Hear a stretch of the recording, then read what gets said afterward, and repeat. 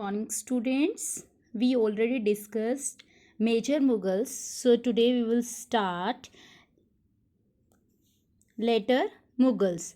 The Mughal Empire lost power after Aurangzeb's rule. His successors were weak and incapable rulers.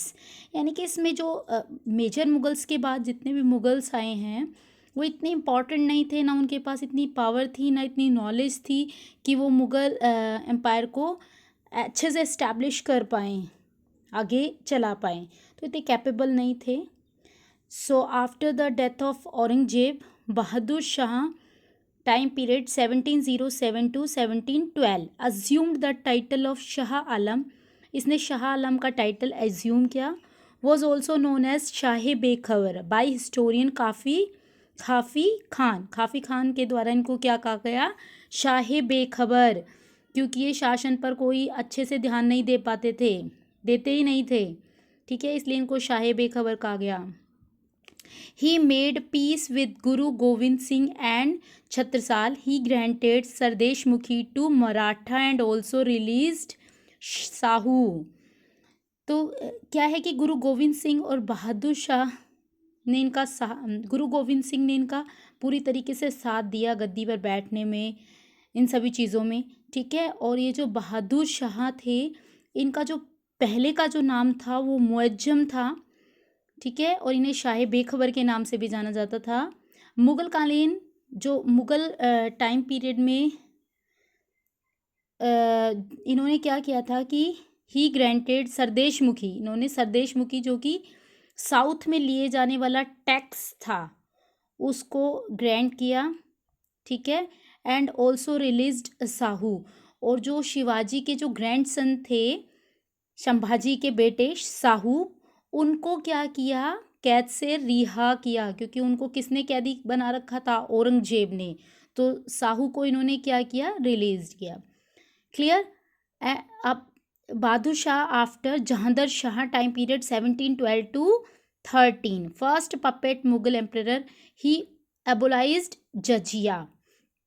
ऐसा बोला जाता है कि ये जो मुग़ल था ये पपेट टाइप था, यानी कि इसको जैसा कहा जाता था, मुग़ल दरबारी जो भी होते थे वो जो कहते थे ये वही कर लेता था. इसकी खुद की कुछ अपनी कोई राय नहीं होती थी, अपनी कोई सोच नहीं होती थी. ही एबोलाइज्ड जजिया, और इसने जजिया कर को हटा दिया था. ऐसे हटाया था कि दरबार में रहने वाले सैनिक या जो अधिकारी थे उन पर से वो कर हटा दिया गया था. बाकी पूरी तरीके से वो कर फारूक शियार ने हटाया था. Clear. Now next, Farooq Shiar 1713 to 19 ascended the throne with the king of Sayyid brothers. Who is the Sayyid brothers? King maker, यानी मुग़ल दरबार में ये जो सैयद ब्रदर्स थे ये किंग मेकर थे, यानी कि राजा बनाते भी थे ये, और राजा को उनके पद से हटा भी देते थे. इनके पास बहुत पावर थी. क्लियर. तो क्या हुआ कि जैसे ही सैयद ब्रदर्स ने इनकी हेल्प की इनको राजा बनाने में, ही एग्जीक्यूटेड बंदा बहादुर इन 1716. एग्जीक्यूटेड यानी मरवा दिया इन्होंने बंदा बहादुर को. और ये जो सैयद ब्रदर्स थे इनको फारूक शियार ने वज़ीर बना दिया था, वज़ीर थे ये इसके दरबार में. Clear. Farrukhsiyar himself was murdered by the Sayyid brothers with Maratha help in 1719. अब क्या हुआ कि इसको फारूक शियार को ये फील होने लगा कि ये जो सैयद ब्रदर्स है इनकी पावर काफ़ी बढ़ती जा रही है, तो इनको रोकना चाहिए या इनको मरवा देना चाहिए. लेकिन क्या हुआ कि सैयद ब्रदर्स इनसे भी बहुत आगे थे. उन्होंने पहले ही मराठों की हेल्प से जो फारूक शियार है उसको गद्दी से हटा दिया या मरवा दिया. Clear. Next, you can read this, no problem, you can understand easily. Muhammad Shah 1719 to 48. Nadir Shah of Persia defeated him in the Battle of Karnal 1739 and took away Peacock Throne and Kashmir Diamond, यानी Kohinoor diamond. During his tenure, चीन खिलीज खान निज़ाम उद मुल्क founded Hyderabad. Murshid Qali Khan founded Bengal, and Saadat Khan laid down of the foundation of Awadh out of the realms of Mughal emperor. He was a pleasure loving king and was nicknamed Rangila, first Mughal king to give the patronage to Urdu languages. Okay, now listen. Nadir Shah लगभग क्या हुआ कि नादिर शाह के साथ इसका battle हुआ था. Clear.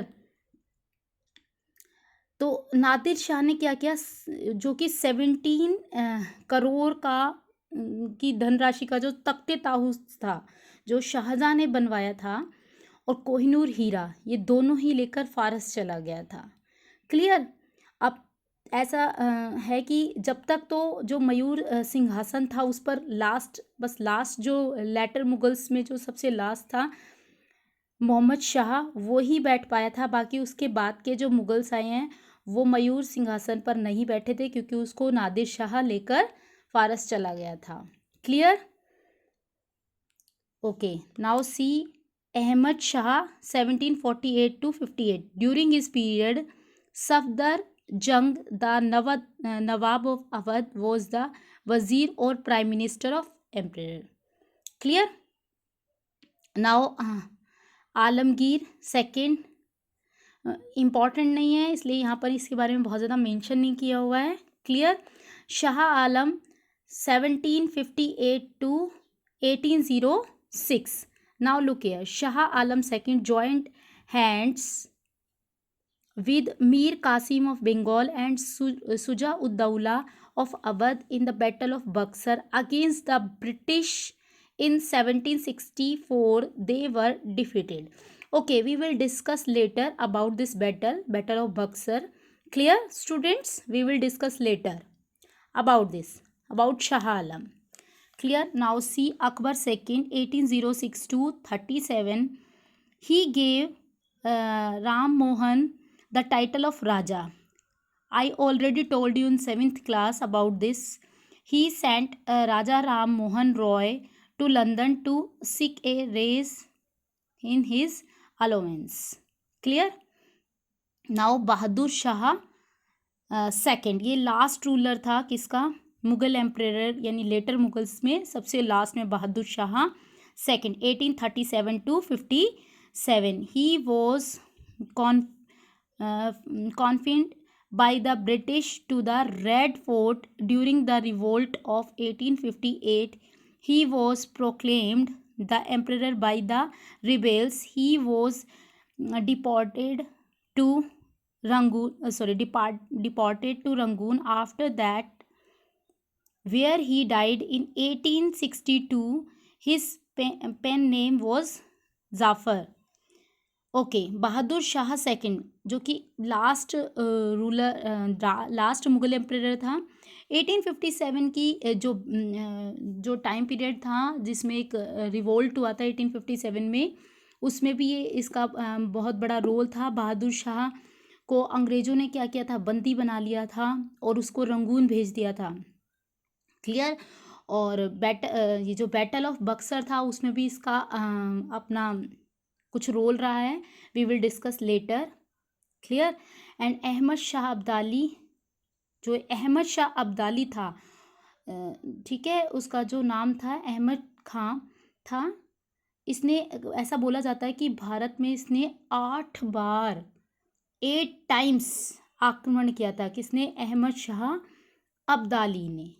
Clear. You can read this portion also, it is also very important. You can read. If you have any doubt, then you can ask me. I will tell you. Clear. So next video we will discuss about Mughal administration. Clear.